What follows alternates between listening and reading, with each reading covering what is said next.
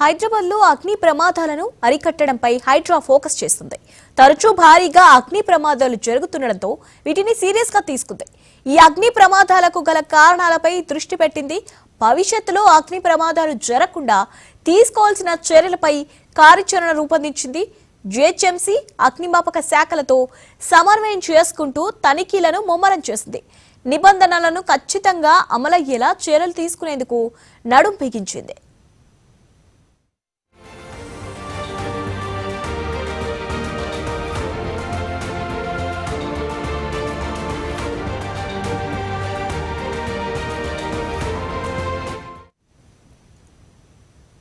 మొన్న అగ్ని ప్రమాదానికి గురైన నాంపల్లిలోని బజాజ్ ఫర్నిచర్ దుకాణాన్ని హైడ్రా కమిషనర్ రంగనాథ్ సందర్శించారు.